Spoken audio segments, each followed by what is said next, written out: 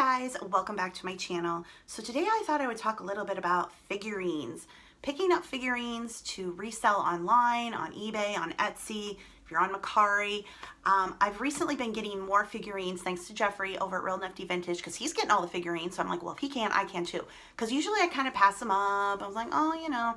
But now I have a reason because if he's getting them, then I'm going to get them too. Because I just freaking love figurines. They're everywhere. A lot of them are so cute. They're usually cheap. So why not? So I have been learning more about figurines. I just kind of thought I'd share with you guys what I look for when I go to primarily an estate sale and I approach a table full of figurines. Because if you've been to estate sales, you kind of know how that is. There's usually a figurine section along with a section of kitchen and a section of this and a section of that. But there's usually always a figurine section because everybody has them. Everybody gets them. You get them as a gift, especially older people. I know thrift stores have them. If you go to garage sales, they probably have them, but I mainly source at estate sales and they're everywhere. And like most things, 99.9% of them are crap. You don't want to pick them up for resale. There's a lot of dollar store junk out there, a lot of Walmart junk out there. So you really have to be careful when you're picking them up. So I just thought I'd talk about my process. So when I go to an estate sale and I approach the table of figurines, the first thing I do is I scan them to see if there's any licensed products such as Disney, Looney Tunes, the Muppets. I went to a sale this past weekend and they had several Miss Piggy items, including, this is a bank, but I count it as a figurine. And so I was like, ooh, licensed brands can trump manufacturer and date. People who collect Muppets, people who collect Miss Piggy, they don't care if it was from Walmart or wherever, or if it's a newer piece. You know, they want to find the Miss Piggy item.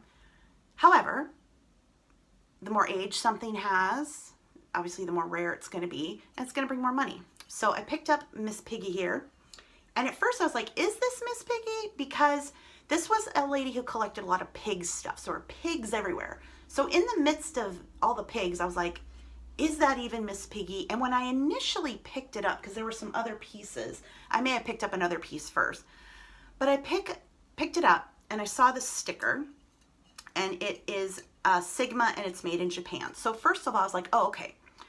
In the room where I was in, I initially couldn't see if there was anything imprinted, engraved in the bottom, but this did, because I thought, well, maybe it's just a knockoff pig. But when I got a better look, this is stamped with Henson, and it's Sigma, and it's made in Japan. It's got the sticker, it's got the engraving. So I knew, okay, this is an official Muppets piece. And so that is my first, you know, what I'm looking for first. Is it a licensed character item like Disney, Looney Tunes, Muppets? Looking for that first, because that's going to trump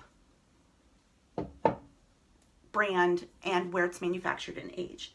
Then I start picking everything up. Once I get through the licensed stuff that I immediately recognize, I start picking things up and I look on the bottom. So again, this is another bag, but I count it as a figurine. Another figurine. So I go through every item and I pick it up and I look on the bottom and I see if there's a sticker or an engraving. Now this is made in Japan sticker. It's from the Halden group. So I thought, okay, made in Japan. It's got the sticker. It's super cute. It's a bank and has age and it's in good condition.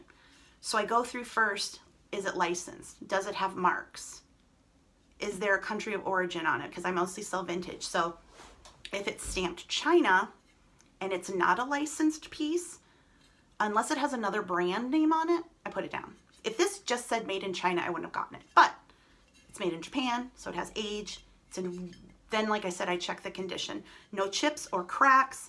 This is a bank, so the stopper is on there. Really good shape, super cheap, and so that's something I would pick up. Now I'll go to something like this. Now, immediately caught my eye. I've gotten these before, so I knew it was. But it has the original tag on it. Little farmer boy with the pig. And then I look on the bottom, and it's limited edition country store. And it has the sticker that it's made in Taiwan, and it's dated 1983. So immediately I know it's vintage, it's got the date on it, it's got the country of origin, and it's a brand. So you've got country of origin, date, brand name, original hand tag. I think this was maybe $1. So that was a super easy pickup. Let's pick up some others here and I'll show you. So these two, we've got Ma and Pa Pig, I guess. Now when I turn these on, these have a lot of markings. These are Ansley, which is a great brand name. It's made in England. Always want to get almost anything made in England.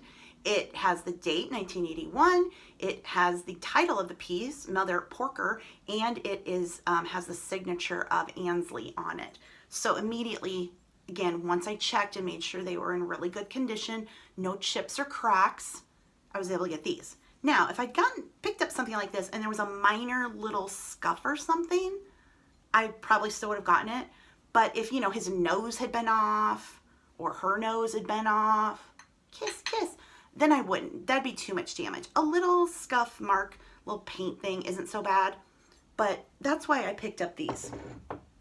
Then, let me give another example. So there were 3 of these cats. I'm just gonna hold 2. One just has a number. So if this had been sitting there by itself and I turned it over and I just saw this number, I might have been like, I don't know. But because it was a set and I picked up the others had the Lefton sticker on it. So Lefton, made in Japan. So in this case, the sticker was able to identify that this was something I wanted to pick up because now I know Lefton, it's made in Japan, I can date it. These are numbered, so that's another reason why I got those. If I picked this up and the sticker on the bottom said made in China, I know I would have gotten it. It would have been, you know, something from the Dollar Tree. Another example, these music boxes. I've been able to sell music boxes. What I look for with this, and these are difficult because they usually have the name and sticker, but they're under the little piece. So I've got to look under there. And I can tell, okay, this has age to it. This is vintage. I check for the chips, any cracks. This has a little, almost like a manufacturer missed the paint, just a touch on it, which is pretty common with this time of kind of like bisque-ish porcelain that you get. Make sure that the musical mechanism works. And that's something that I pick up. Again, if I picked this up and it said made in China, I would not have gotten it. Now, some people may have and just market it as pig music box, and that's fine. But I mainly focus on vintage items, and I want to know it's got some age to it. Now, had this been a Disney music box and made in China, then I would have gotten it because the Disney brand name, the licensed brand name, trumps the age and maker. So if this was Donald and Daisy music box made in China, I wouldn't have cared it was made in China. It was Disney, Donald, Daisy, I would have gotten it. So that makes sense. Now here's something, that little toothbrush holder. Now I didn't realize until I got home that this does have a surface crack on the top. So I'm not quite sure what I'm going to do. I have to look this up. But when I turned this over, it had the sticker on it. Andre Richard, made in Japan. So again, has the country of origin. When it's made in Japan, you know it's an older vintage piece because, like America, Japan now produces everything in China. So if you see Japan, Vietnam, Taiwan, Korea, those are usually good indications that the piece is vintage, because nowadays all those countries do what we do. They manufacture everything in China. So this little piggy, now that he does have a condition issue, I will look and decide if I want to list him. But he's super cute. He had the sticker. The other thing you're going to notice when you're dealing with ceramic figurines is something called crazing. And that is, sometimes it's super obvious. It looks like the piece has been shattered, even though it's still together. Looks like cracks are all the way through it. That's something that develops under the glaze. And almost all items, I don't know that I have any here with me that have it, but almost all items, if they get cold or over time, they're gonna show some crazing. There's a little bit on this pig, but you can't tell, it's so faint. But when you do have crazing on a piece, again, it's normal.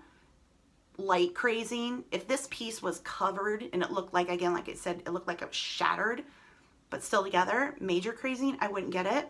But a little bit of minor crazing is okay, and it's to be expected, but you always want to disclose it in the listing that if a piece has crazing, because that's important, and it contributes to the value. I've had Hummels that had major crazing on the bottom, and that significantly reduced the value. Still got good money.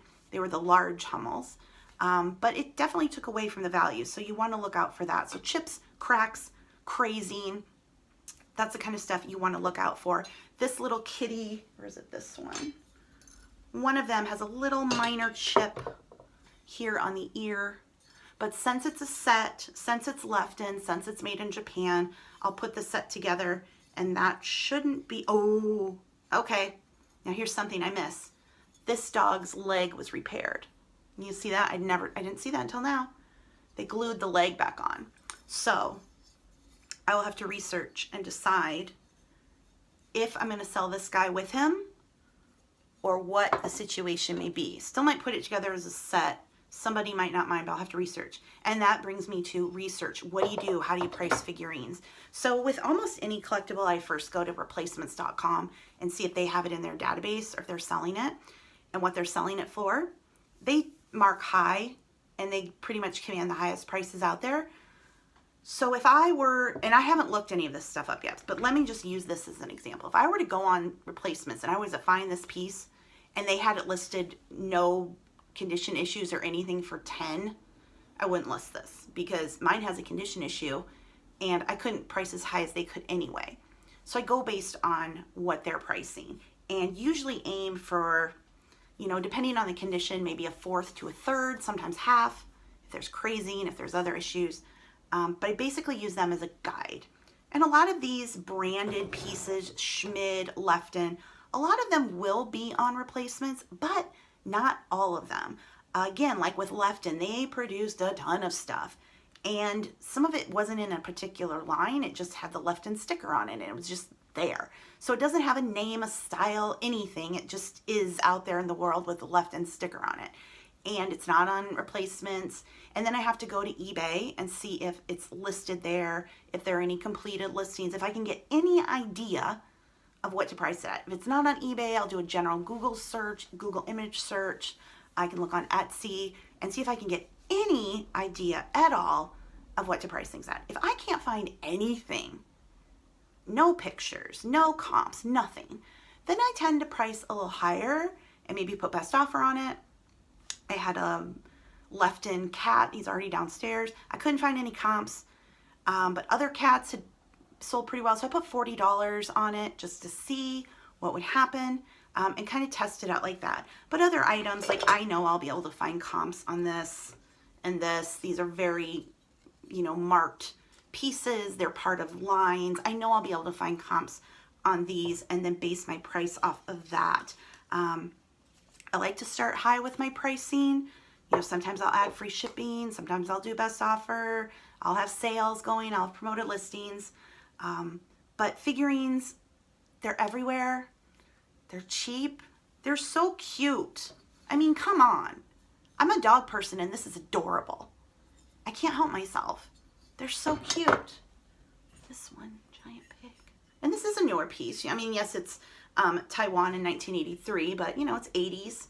I mean, come on, how can you leave this behind? Especially when it's like 25 cents, 50 cents, $1 for figurines. I can't leave them behind. I must have them all, especially if they are my favorite, which is Homeco. I'm a Homeco addict. And now I'm like, I'm just going to get all the Homeco because even though they don't sell, I'll keep it. It's adorable. And Homeco isn't worth that much, but these are so cute. I couldn't leave this behind. There's the Homeco mark. And yes, Homeco was home interiors. Back in the day, those are all the marks on it. But anyway, I hope that helps you guys at least know my process for figurines. Let me know if you have anything to add in the comments. If you like these kind of dedicated tutorial, informational style videos, be sure to give this one a thumbs up. Let me know in the comments. Make sure you're subscribed to my channel for more reseller content. I'll see you guys in the next video. Thanks for watching. Bye.